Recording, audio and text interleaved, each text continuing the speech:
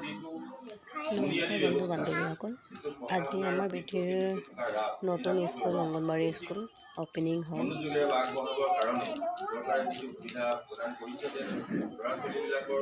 তাতে গৈছিলোঁ। আমাৰ বৰ্তমান সেই সময়ত দেখিও ভাল আছিলে, কিন্তু এতিয়া আমাৰ ল'ৰা ছোৱালীসকল যিহেতু আমাৰ যিটো দুনিয়া এইখন আমাৰ যিখন ফেচবুকৰ দুনিয়া বা ছ'চিয়েল মিডিয়াৰ দুনিয়া দেখিছে যে বিভিন্ন ধৰণৰ আমাৰ স্কুলবিলাক আছে। স্কুলবিলাক কেনেধৰণৰ উন্নত মানদণ্ডৰ, সেই মানদণ্ডটো বজাই ৰাখি আমি যিহেতু অভিভাৱকসকলেও তেনেধৰণৰ স্কুলত নাম নলগাই আমি বিভিন্ন প্ৰাইভেট স্কুলত নাম লগাবৰ ব্যৱস্থা কৰিছোঁ।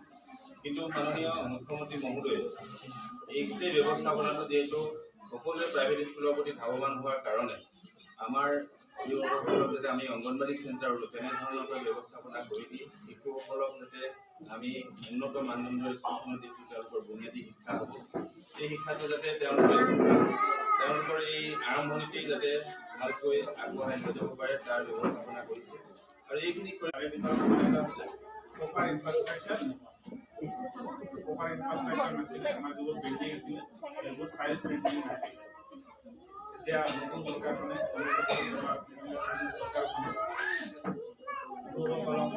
চাইল্ড ফ্ৰেণ্ডলি এনভাইৰনমেণ্ট দিয়াৰ কাৰণে মডেল চেণ্টাৰৰ এটা ব্যৱস্থা আনিছিল।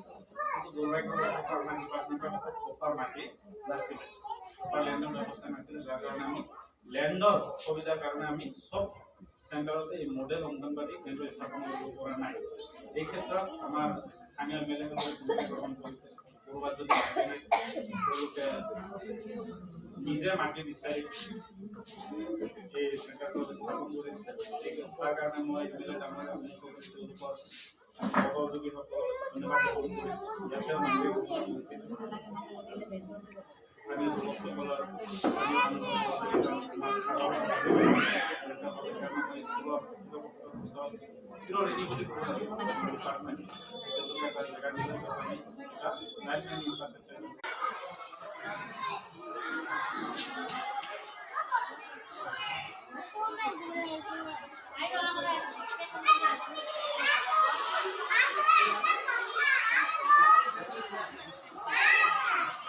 বেটি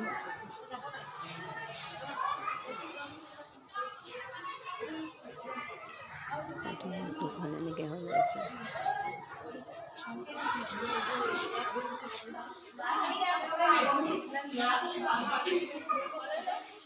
চবেই ফটো তুলি আছে।